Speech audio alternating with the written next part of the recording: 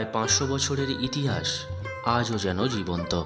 ভাগীরথী নদীর তীরে মাথা উঁচু করে দাঁড়িয়ে রয়েছে জাগ্রত বাবা ষণ্ঢেশ্বর শিব মন্দির, যেখানে প্রতিদিন অসংখ্য ভক্ত বাবা মহাদেবের আশীর্বাদ লাভের আশায় দর্শনে আসেন। নমস্কার বন্ধুগণ, কেমন আছেন সবাই? আশা করি বাবা মহাদেবের আশীর্বাদে আপনারা সকলেই খুব ভালো আছেন। আজকের এই ভিডিওতে আপনাদের নিয়ে চলেছি কলকাতার খুব কাছেই হুগলির চুঁচুড়ায় ভাগীরথী নদীর তীরে অবস্থিত প্রায় 500 বছরের প্রাচীন জাগ্রত বাবা ষণ্ঢেশ্বর শিব মন্দিরে। আজকের এই ভিডিওতে জানব কিভাবে খুব সহজে এই মন্দিরে পৌঁছবেন, মন্দিরের খোলা ও বন্ধের সময়সূচি, এই প্রাচীন মন্দিরের ইতিহাস এবং দর্শনের আগে জেনে নেওয়ার মতো আরও অনেক গুরুত্বপূর্ণ তথ্য। তাহলে চলুন প্রথমেই দেখে নেওয়া যাক কিভাবে খুব সহজে বাবা ষণ্ঢেশ্বর শিব মন্দিরে পৌঁছানো যায়। হাওড়া থেকে পূর্ব শাখার মেল লাইনের ট্রেন যেমন বর্ধমান লোকাল, কাটোয়া লোকাল অথবা ব্যান্ডেল লোকাল ধরে আসতে হবে চুঁচুড়া স্টেশন। চুঁচুড়া স্টেশনে নেমে স্টেশনের সামনের দিকে এগিয়ে এলেই রয়েছে স্টেশন থেকে বাইরে বেরোনোর রাস্তা। স্টেশন থেকে বাইরে বেরিয়ে সামনে রয়েছে একটি রোড। স্টেশন থেকে বাইরে বেরিয়ে ডান দিকে একটু এগিয়ে এলেই রয়েছে টোটো স্ট্যান্ড, আর এই টোটো স্ট্যান্ড থেকে টোটো ধরে যেতে হবে তোলা ফটক মোড়। চুঁচুড়া স্টেশনের বাইরে থেকে টোটো ধরে চলে এলাম তোলা ফটক মোড়। এই মোড়টি হলো তোলা ফটক মোড়। সামনের রাস্তাটি চুঁচুড়া স্টেশনের দিক থেকে আসা রাস্তা, বাঁদিকের রাস্তাটি ঘড়ির মোড়ের দিকে যাওয়ার রাস্তা। আমাদের যেতে হবে এই ডান দিকের রাস্তা দিয়ে। এই তোলা ফটক মোড় থেকে টোটো ধরে যেতে হবে ষণ্ঢেশ্বর শিব মন্দির।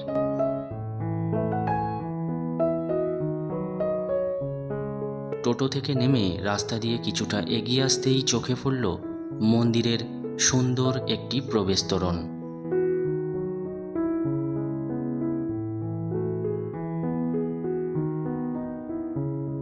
তোরণ দিয়ে ভেতরে প্রবেশ করার আগে ডান পাশে রয়েছে কয়েকটি ছোট কিন্তু অত্যন্ত প্রাচীন মন্দির। চলুন প্রথমে সেগুলো দর্শন করে নেওয়া যাক। সবার প্রথমে রয়েছে মা ষষ্ঠী দেবীর মন্দির। এখানে মা ষষ্ঠী দেবীর কোষ্ঠী পাথরের প্রাচীন মূর্তি বিরাজমান। ঠিক পাশেই রয়েছে আরও 3টি ছোট গর্ভগৃহ। মাঝখানের গর্ভগৃহে প্রতিষ্ঠিত আছেন শ্রী শ্রী নারায়ণ দেব। শ্রী শ্রী নারায়ণ দেবের গর্ভগৃহের ডান পাশের গর্ভগৃহে রয়েছেন ষড়ভুজা মহাপ্রভু। শ্রী শ্রী নারায়ণ দেবের গর্ভগৃহের বাঁ পাশের গর্ভগৃহে রয়েছেন শ্রী শ্রী সিদ্ধিদাতা গণেশ ঠাকুর। মন্দির প্রাঙ্গণে প্রবেশের আগেই 4টি দেবদেবীর মূর্তি দর্শন করলাম। এখন তোরণের ভিতর দিয়ে প্রবেশ করব মন্দির প্রাঙ্গণে। তোরণ পেরিয়েই সামনে দেখা যায় বাবা ষণ্ঢেশ্বরের মূল মন্দির।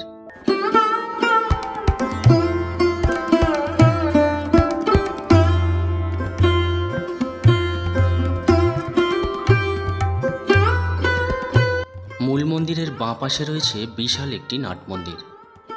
নাট মন্দিরের একদিকে স্থাপিত রয়েছে নেতাজি সুভাষচন্দ্র বসুর মূর্তি এবং অন্যদিকে স্বামী বিবেকানন্দের মূর্তি। নাট মন্দিরের পাশেই রয়েছে একটি মেহগনি গাছ। এই মেহগনি গাছটি প্রায় 300 বছরেরও প্রাচীন। এই মেহগনি গাছটিকে ঘিরেই রয়েছে এক বিশেষ ঐতিহ্য। প্রতি বছর চৈত্র মাসের গাজন উৎসব উপলক্ষে এই মেহগনি গাছের নিচে নীলাবতীর ঘট প্রতিস্থাপন করা হয়। ঘট প্রতিস্থাপন করে শিবরূপী মূল সন্ন্যাসীর সঙ্গে বিবাহ হয়। এই মেহগনি গাছটি নীলাবতী অর্থাৎ পার্বতীর রূপ। এই প্রাচীন মেহগনি গাছের ঠিক ডান পাশে রয়েছে ওলাই চণ্ডী মন্দির। বৈশাখ সংক্রান্তিতে এখানে বার্ষিক পূজা অনুষ্ঠিত হয় এবং জ্যৈষ্ঠ মাসের প্রতি মঙ্গলবার ভক্তদের উপস্থিতিতে মঙ্গলচণ্ডীর পূজা পালিত হয়। মন্দির প্রাঙ্গণ থেকে প্রবেশ তোরণটি আরও অপূর্ব সুন্দর দেখতে লাগে।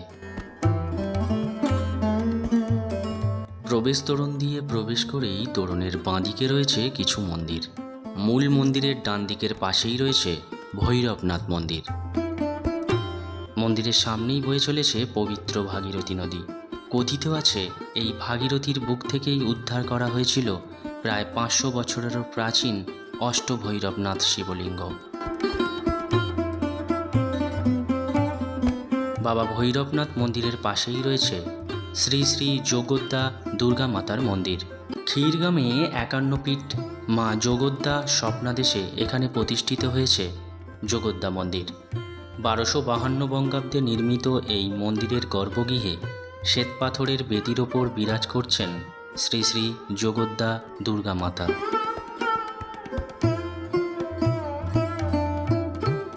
শ্রী শ্রী যোগদ্দা দুর্গা মাতা মন্দিরের ডান পাশেই রয়েছে শ্রী শ্রী বঙ্কু বিহারী মন্দির। গম্বুজাকৃতির চূড়া বিশিষ্ট এই মন্দিরের গর্ভগৃহে ভগবান শ্রীকৃষ্ণ ও শ্রী রাধিকার অপূর্ব যুগল মূর্তি প্রতিষ্ঠিত। পাশাপাশি রয়েছে ছোট ছোট রাধাকৃষ্ণের বিগ্রহ এবং গোপাল ঠাকুরের মূর্তি।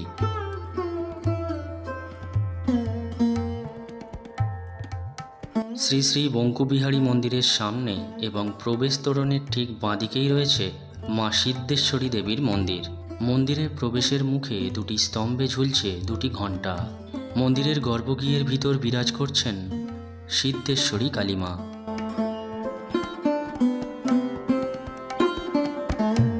মা সিদ্ধেশ্বরী কালী মন্দিরের ঠিক সোজাসুজি রয়েছে শ্রী শ্রী ষণ্ডেশ্বরজীও মন্দির। প্রায় 90 ফুট উঁচু সম্পূর্ণ শ্বেতপাথরের নির্মিত এই দৃষ্টিনন্দন মন্দিরটি দূর থেকেই নজর কাড়ে। সিঁড়ি বেয়ে উপরে উঠতেই সামনে দেখা যায় প্রশস্ত দালান, আর ঠিক সামনেই রয়েছে মন্দিরের গর্ভগৃহ।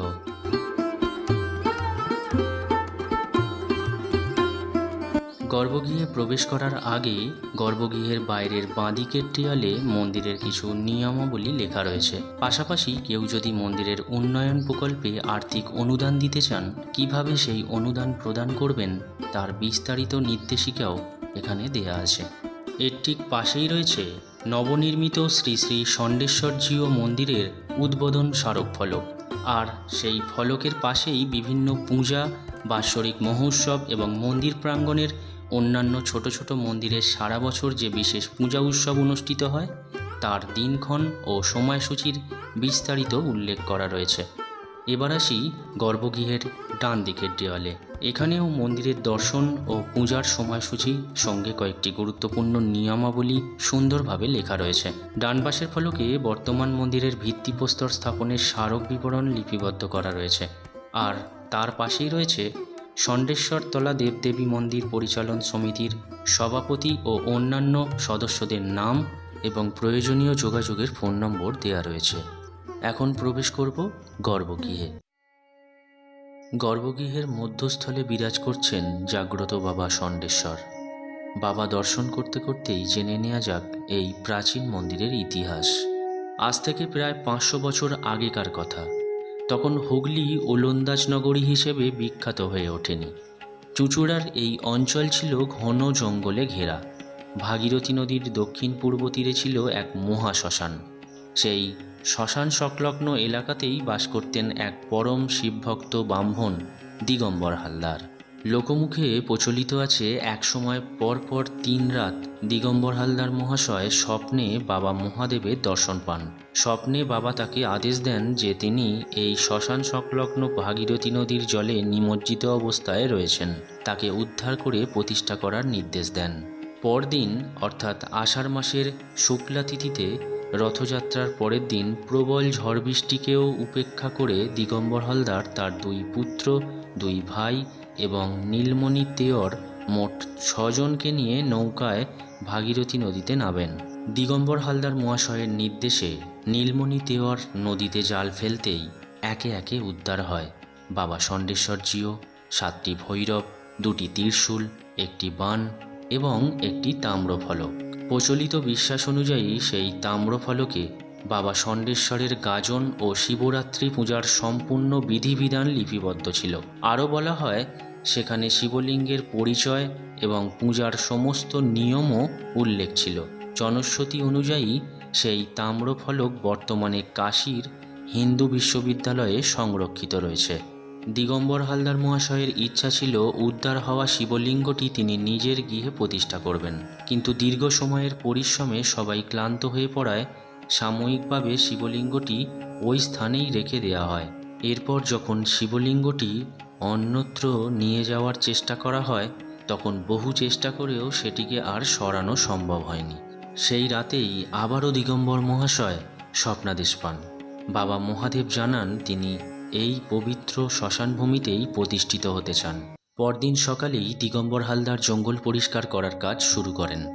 প্রতিষ্ঠিত শিবলিঙ্গের বিপরীত দিকে একটি ছোট কুঁড়ে ঘর নির্মাণ করে সেখানেই বসবাস শুরু করেন এবং গভীর নিষ্ঠার সঙ্গে বাবা ষণ্ডেশ্বরের নিত্য পূজা আরম্ভ করেন।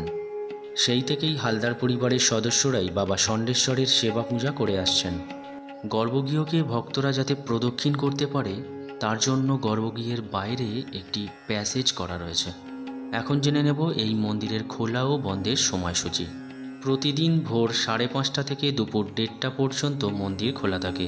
আবারও বিকেল 4:30 থেকে রাত 9টা পর্যন্ত দর্শনার্থীদের জন্য মন্দিরের দ্বার খোলা থাকে।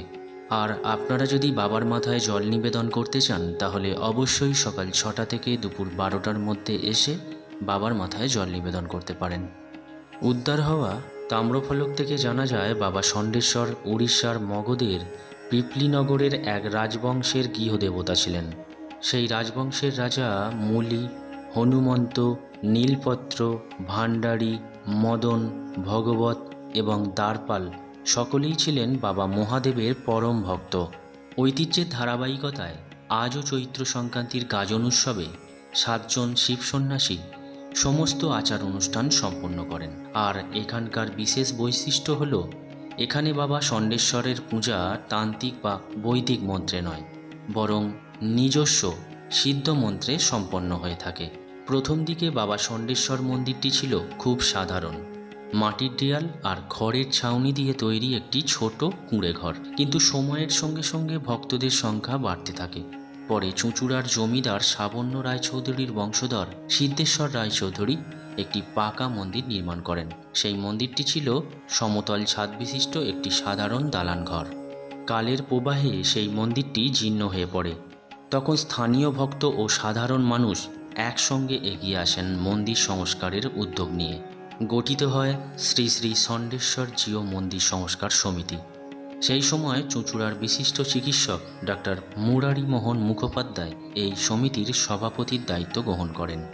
এরপর নতুন মন্দির নির্মাণের জন্য সর্বসাধারণের কাছ থেকে অনুদান সংগ্রহ শুরু হয়। শোনা যায় সেই সময় ডাক্তার মুরারি মোহন মুখোপাধ্যায় উত্তম কুমারের স্ত্রীর চিকিৎসা করেছিলেন।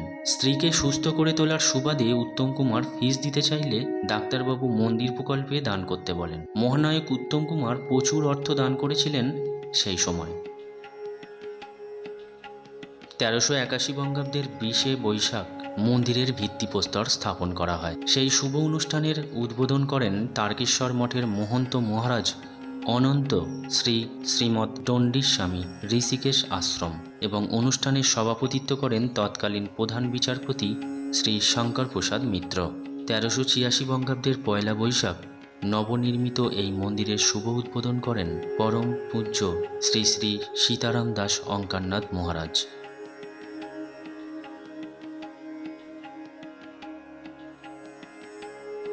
মূল মন্দিরের ডান দিকে অর্থাৎ বাবা ভৈরবনাথ মন্দিরের ঠিক পিছনেই রয়েছে শ্রী শ্রী ষণ্ডেশ্বর দেবজিওর ভোগের ঘর।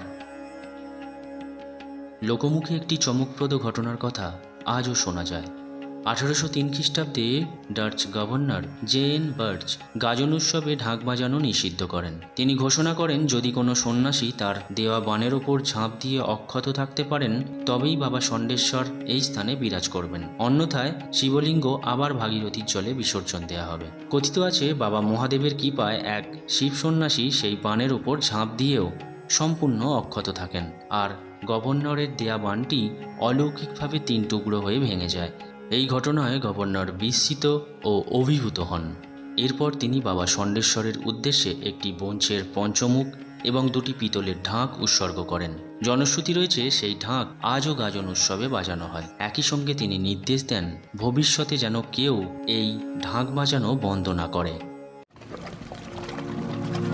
মন্দিরের ঠিক পিছনেই বয়ে চলেছে পবিত্র ভাগীরথী নদী। নদীর ঘাটে নামার পথে ডান পাশে রয়েছে শ্রীরাম সীতার মন্দির।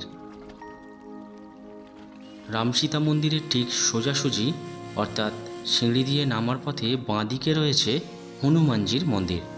মন্দির দর্শনের পর চাইলে কিছুটা সময় এই ভাগীরথী নদীর ধারে কাটাতে পারেন। নদীর পাড়ে বসার সুন্দর ব্যবস্থা রয়েছে, আর নদীর দিক থেকে ভেসে আসা শীতল বাতাস মনকে এক অন্যরকম শান্তি এনে দেয়। বাবা ষণ্ঢেশ্বর শিব মন্দিরের ভিডিওটি আপনাদের কেমন লাগলো অবশ্যই কমেন্ট করে জানাবেন। ভালো লাগলে একটি লাইক দিয়ে আপনার প্রিয়জনদের সঙ্গে ভিডিওটি শেয়ার করবেন।